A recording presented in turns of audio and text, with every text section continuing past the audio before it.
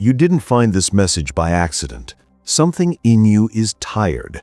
Not the kind of tired that sleep cures, but the soul-level fatigue of always trying to change, trying to improve, trying to prove that who you are today is not enough. And yet here is the paradox you've quietly begun to sense. The more you try to change from that energy, the more life seems to resist your efforts. Because beneath all the affirmations, beneath all the visualizations, beneath every ritual and routine, there's a silent signal being broadcast into the quantum field. That signal is subtle but unmistakable. What I am right now is not okay. And the field, neutral and precise, doesn't give you what you wish for, it gives you what you are. It mirrors the frequency you're radiating.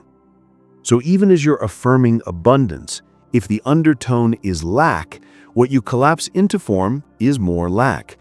Even as you're visualizing wholeness, if the undertone is brokenness, the reality that emerges reflects more brokenness. This is the hidden trap of self-improvement. You start with the assumption that something about you is flawed, that you need fixing, and every practice that follows, even spiritual ones, gets laced with that vibration. It looks like progress, but vibrationally, it's resistance. Here's the paradox. Nothing actually shifts while you're trying to force it to shift. Because in the quantum world, your state of being is not just background noise, it is the creative frequency itself. And if your state is, "This must change," you are already signaling the reality of not enough. The field organizes itself accordingly, reflecting a life that continues to echo the very lack you wanted to escape. Let's pause here. What if the very energy you've been using to transform is the same energy holding transformation away? What if the harder you try, the more you confirm that you are still not there yet? Think about it. Most of us have been conditioned since childhood to see effort as proof of worth. If you study harder, you deserve success. If you work harder, you deserve reward. If you discipline yourself enough, you deserve freedom. And somewhere along the way, we imported the same logic into our spiritual lives. We began to believe that more rituals, more practices, more fixing would finally make us enough. But the universe isn't measuring how hard you try. It isn't grading your effort. It isn't tallying up your meditations. It is responding only to the frequency you embody right now. And here's what most people miss. If the frequency underneath all that effort is not enough yet, then no matter how many rituals you stack, you're still telling the field, "I am not there yet." And the field, with perfect neutrality, reflects exactly that. More delay, more striving, more chasing. This is why so many seekers end up in loops. They attend workshop after workshop, they journal, they visualize, they manifest, but always with the undertone of waiting, of needing the future to validate them. And life, ever faithful to the broadcast, gives them more waiting. So let's call it what it is, the identity of the fixer. This identity is subtle, it feels productive, it feels spiritual, it tells you, "I'm healing, I'm growing, I'm doing the work." But at its root, it is still affirming, "I'm not whole yet, I'm not enough yet, something is wrong with me right now." And as long as that identity is active, no practice will bring permanent change, because the frequency underneath is misaligned. So the real question isn't, am I trying hard enough? The real question is, from what energy am I trying at all? Pause and feel that. If the desire to change comes from fear, from urgency, from not enoughness, then no matter how beautiful your vision board looks, the vibration is scrambled. The field hears the undertone, not the decoration. But if the desire to change arises from joy, from curiosity, from expansion, then the frequency is coherent. The signal is clean, and the field begins to reflect that with synchronicity, with ease, with unexpected openings. This is why surrender is not laziness, it's vibrational precision. Because when you stop trying to escape yourself, you finally stop sending the field the signal of rejection. And when rejection dissolves, coherence emerges. Let's make this practical. Imagine two people meditating. One is sitting in stillness, breathing deeply, but secretly the thought underneath is, if I don't meditate today, I won't manifest what I want. I have to stay disciplined or I'll fall behind. I must heal faster or I'll never attract the life I desire. The other person is also meditating, but their energy is different. They're not trying to fix themselves. They're sitting in presence because it feels good, because they enjoy being with themselves, because they're already whole and the practice is simply an expression of that wholeness. Both look the same on the surface, but vibrationally they are worlds apart. One is rooted in lack. The other is rooted in sufficiency. One is broadcasting urgency. The other is broadcasting coherence. And the field doesn't care about appearances. It only responds to frequency. So let's ask the uncomfortable question. When you visualize, when you journal, when you set intentions, are you doing it from joy or from fear? From trust or from urgency? From expansion or from lack? Because the answer to that question explains why certain practices feel exhausting while others feel effortless. Why sometimes manifestation seems to work and other times it feels stuck.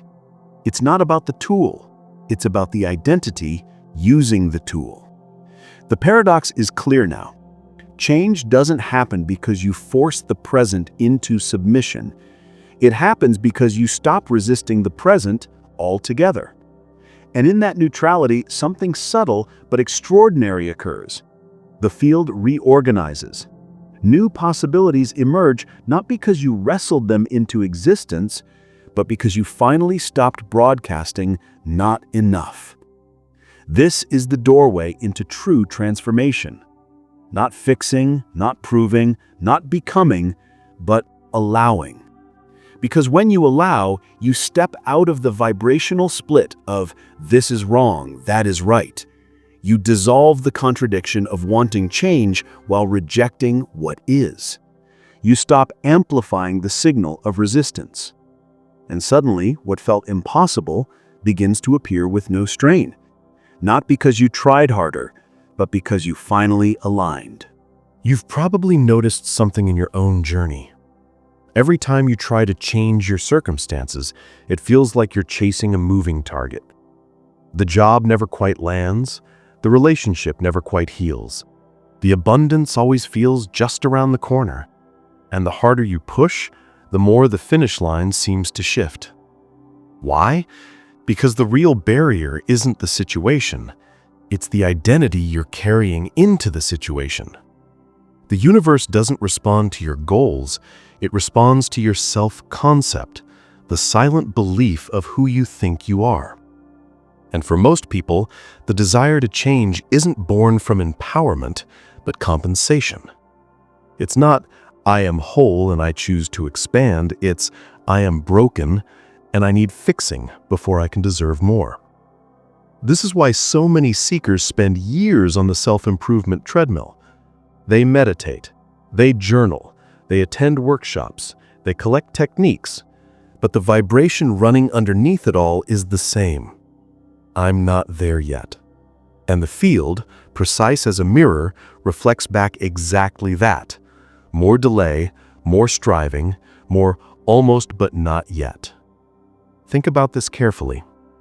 If your identity is the struggler, then life will keep handing you struggles. If your identity is the overcomer, then life will keep giving you obstacles to overcome.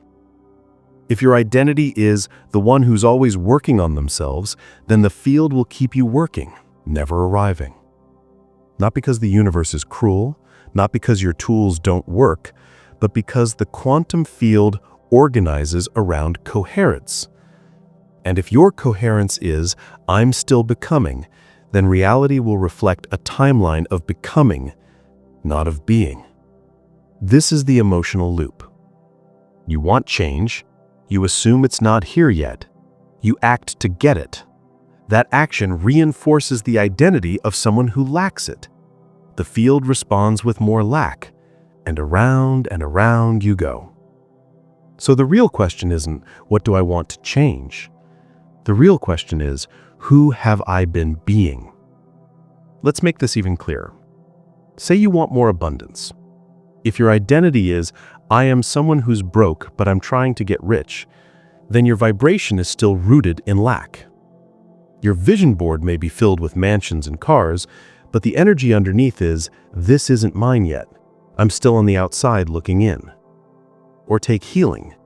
If your identity is, I am someone wounded, but I'm working on getting whole, then your vibration is still rooted in brokenness. Even if you affirm, I am healed, the emotion behind the words whispers, I hope this works because deep down I don't believe it yet. This is the paradox. The energy of fixing yourself keeps alive the version of you that believes you need fixing. And so, no matter how much you do the work, the field responds to the deeper signal, not the words. Dr. Joe Dispenza explains this well. He says your body memorizes emotional states. If you've spent years feeling unworthy, anxious, unseen, then that emotional state becomes your baseline. Your nervous system gets addicted to it.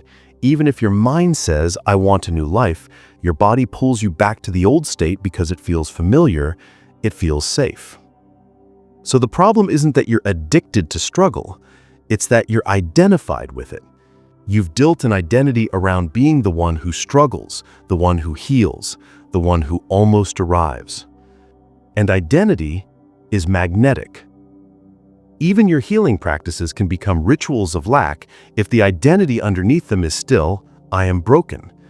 And so the healing never feels complete. Not because the tools don't work, but because the self using them hasn't shifted. The truth is simple but radical. Real change doesn't happen by escaping your identity.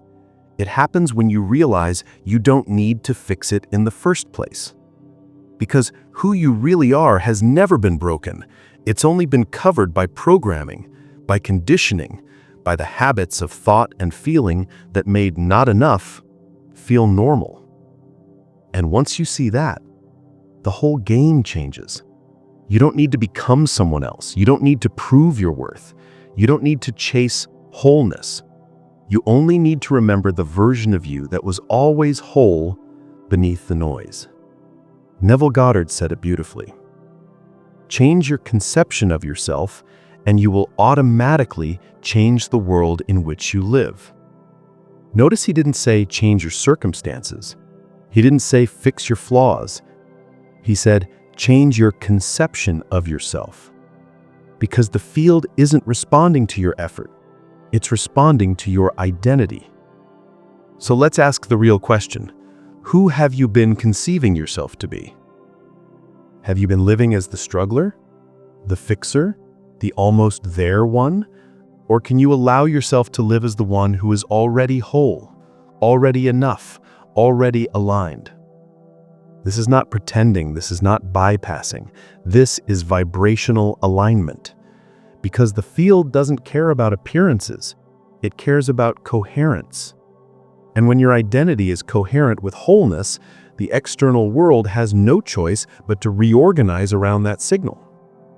Here's the practice, not another technique, not another ritual, but a shift in frequency. Stop asking, what do I need to fix?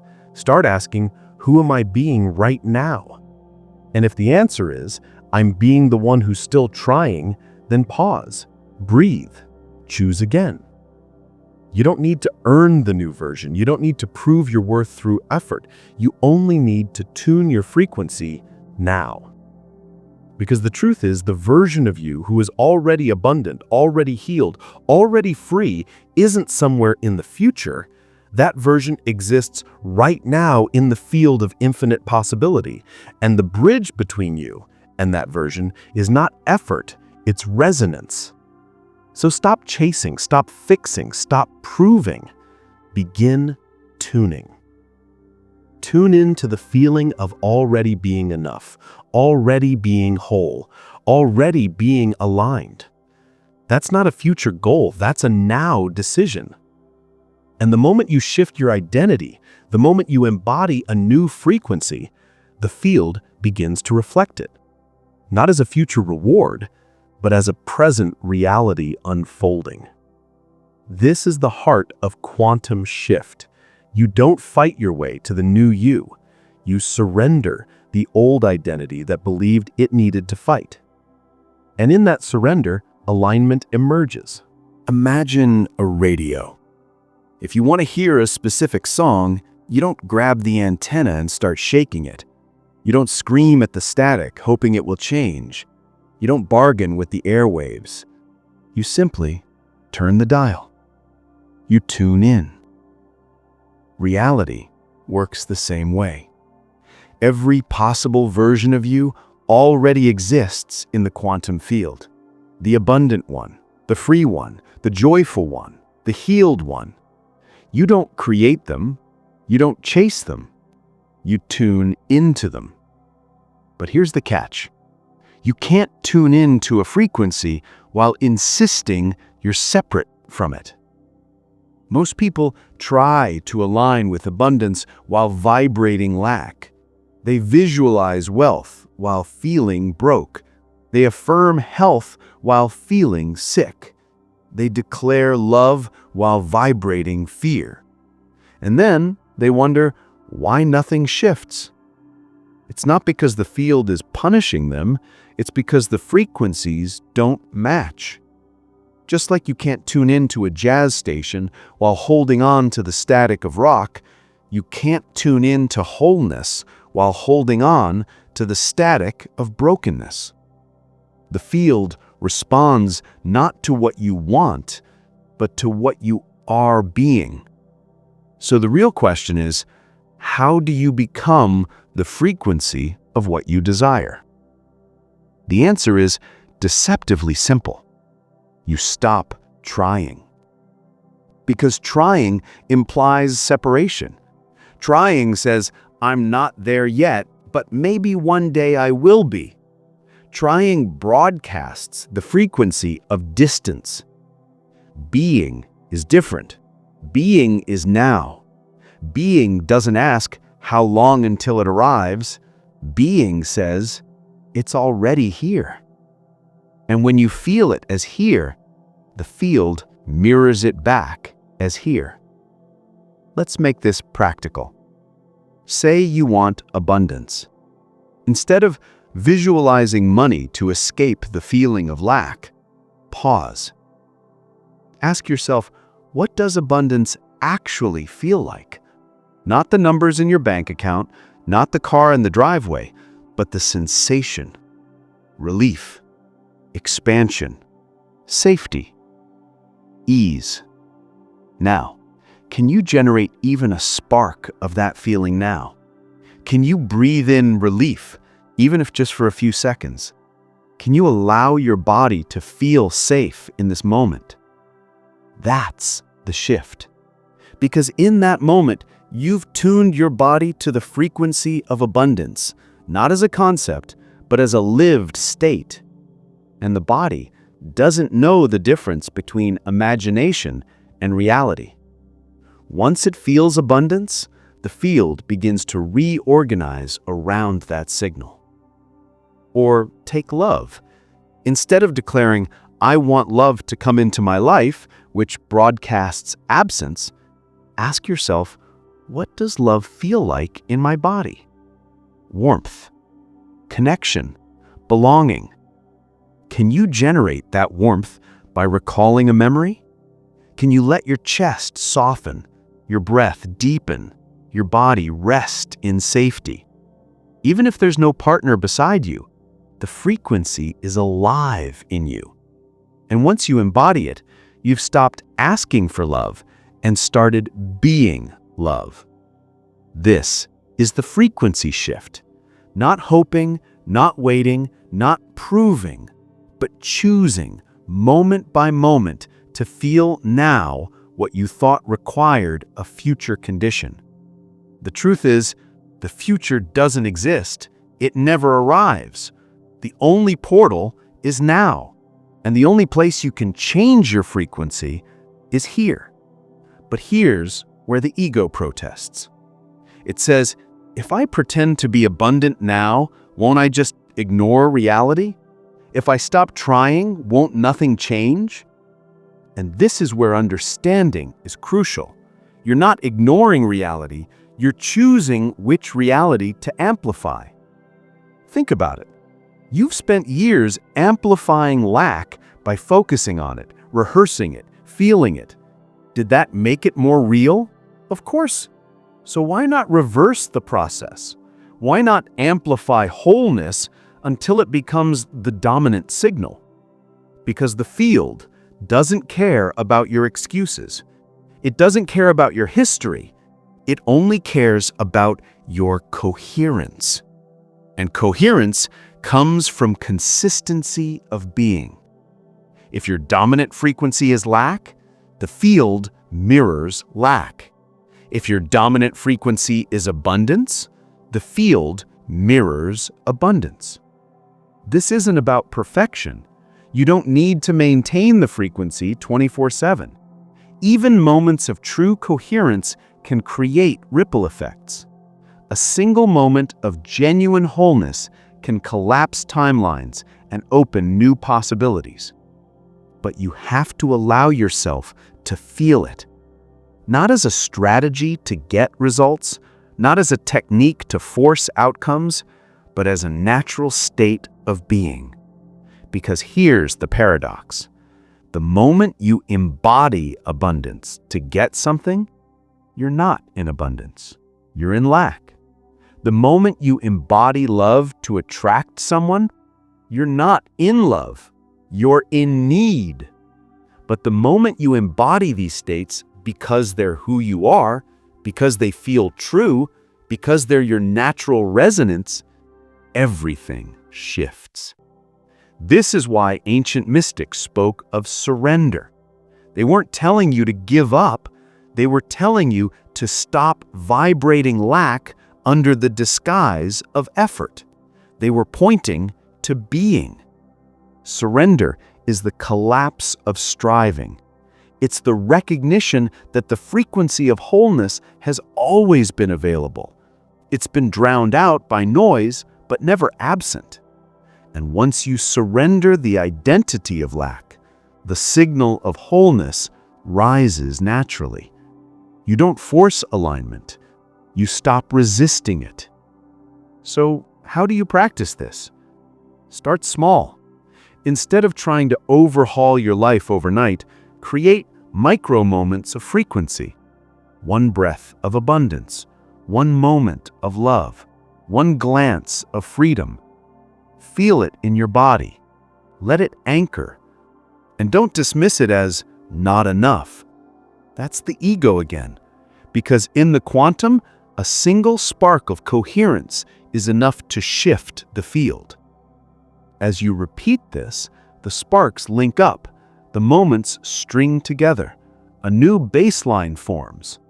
And suddenly, you're not trying to tune into abundance, you're living it. And from there, the external shifts naturally. People, opportunities, resources begin to align, not because you forced them, but because the field had no choice but to mirror your frequency. This is the quantum law. Reality is not outside in, it's inside out. The field doesn't give you what you want, it gives you what you are. So let me ask you directly, what frequency are you being right now? Not what you're hoping for, not what you're working toward. What are you being? If you don't like the answer, don't fight it. Don't shame yourself. Simply tune again. Because at every moment, you hold the dial. At every moment, you can shift. Not someday, not after years of work. Now. And once you truly embody that, the truth becomes clear. You were never separate from the life you desire. You were only tuned to the wrong station. If you've made it this far, something inside you already knows the truth. The old way of chasing, fixing, and proving has never worked. Not because you were weak, not because the universe was against you, but because you were playing the wrong game. The quantum field doesn't respond to effort. It responds to coherence. It responds to who you are being right now. And this is the radical realization. There is no distance between you and the version of yourself you long to become. The distance only exists in thought, in vibration, in identity. You've been rehearsing separation, rehearsing lack, rehearsing almost there, and the field has faithfully mirrored that. But the mirror has no preference. It can just as easily reflect wholeness, abundance, freedom. The shift doesn't require time, it requires a decision. Right now, you can decide to drop the identity of the struggler. Right now, you can decide to embody the version of you who already is. Not by pretending, not by forcing, but by remembering. Remember the ease of being whole. Remember the feeling of being safe. Remember the truth that you were never broken, never lacking, never incomplete. The power has never been in the future. It's always been here, in this breath, in this moment. So take a breath with me now. Feel the body soften.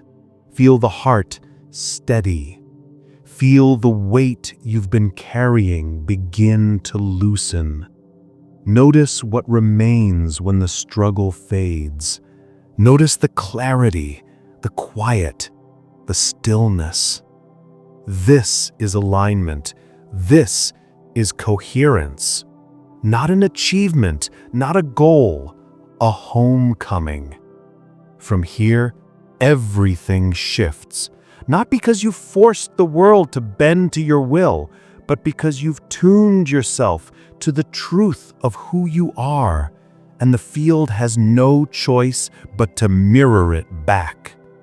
Abundance flows, not because you chased it, but because you became the one who naturally generates it. Love arrives not because you begged for it, but because you radiate it. Healing completes not because you fought for it, but because you stopped identifying with brokenness. This is the end of striving. This is the end of waiting. This is the end of separation.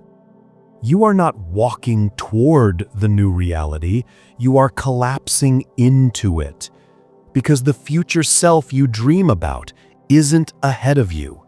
It's here. It's always been here, waiting for you to tune in. So here's the invitation. Stop asking, when will it happen? Stop asking, what do I need to fix? Instead, ask, who am I being now?